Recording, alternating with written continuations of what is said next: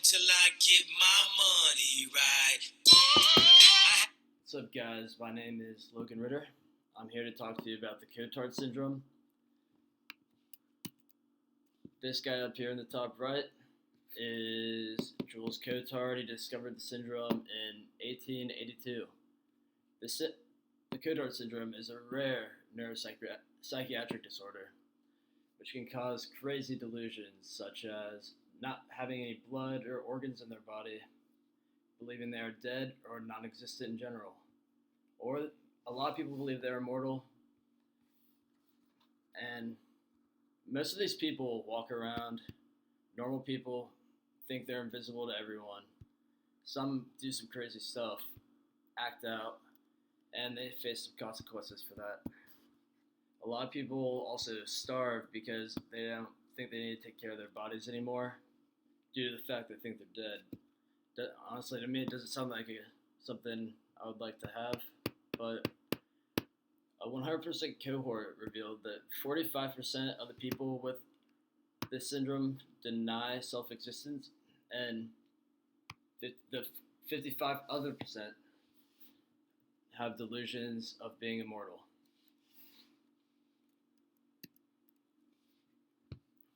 Some of the causes of this syndrome are still being studied today, as it's a pretty rare disease. Not many people have it, but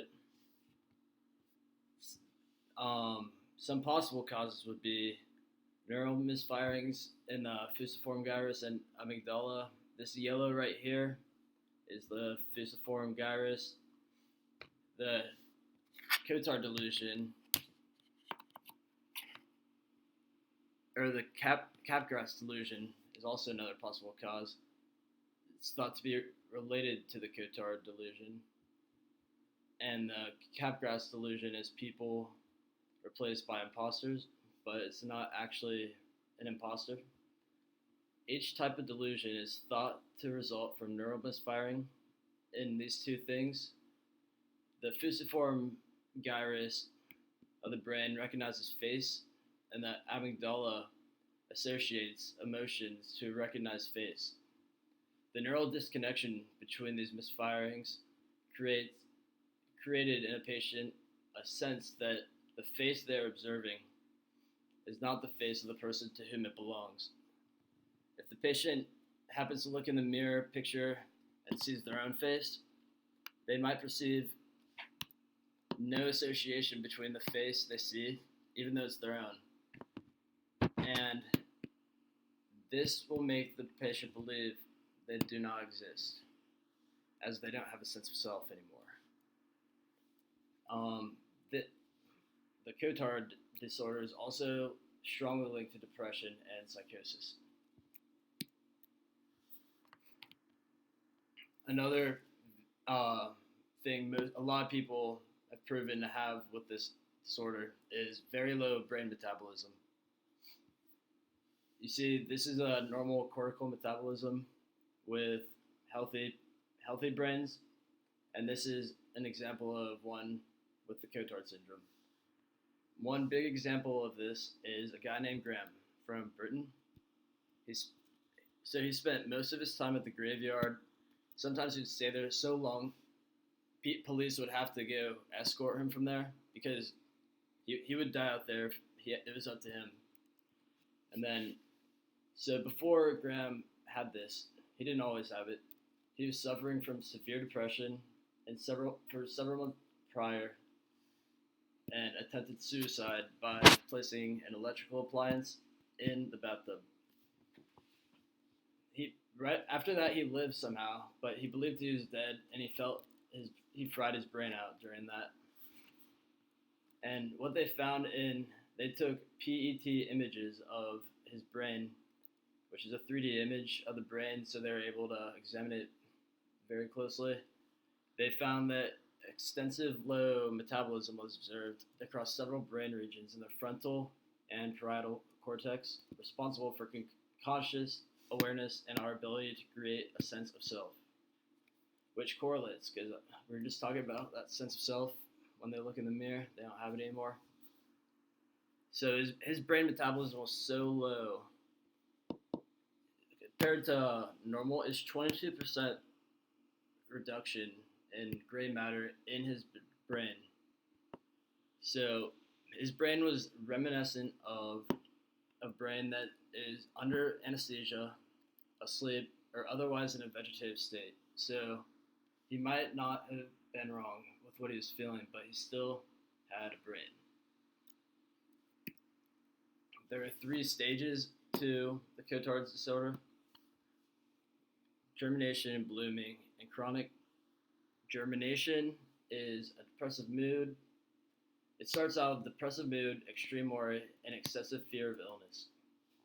Then you'll move to the blooming stage, which is when you start having delusions of being dead or immortal. Then on to the final stage, the chronic stage, where you will start suffering severe depression due to emotional disturbances and paranoia. A case study I was looking over and found is this 53-year-old Filipino woman. She was admitted to the hospital talking. She was telling everyone she was dead, and she said every time all she could smell was her own putrid flesh, which is decomposing skin, as you can see on this dude. And she also asked to be transported to the morgue with the other dead people. A couple other things that happened during this experience is she was very paranoid. She thought the paramedics were trying to burn down her house when they came and got her. She had severe depression, so she was in stage 3, chronic, and she said she experienced complete hopelessness, and she had excessive sleepiness and low energy. But luckily, they did some strict medications, and after 1 month, they were seeing some improvements, and there really wasn't much information about after that. And then another case study. This man believed he was completely empty-headed. He was born without a brain, and he thought he attempted suicide because he felt like it wasn't worth living if he didn't have a brain, which is kind of weird. But he was admitted to he did a suicide attempt and was admitted to the hospital right after that. He returned a year later, went through treatment, and he's made great progress since then, and he now knows he has a brain.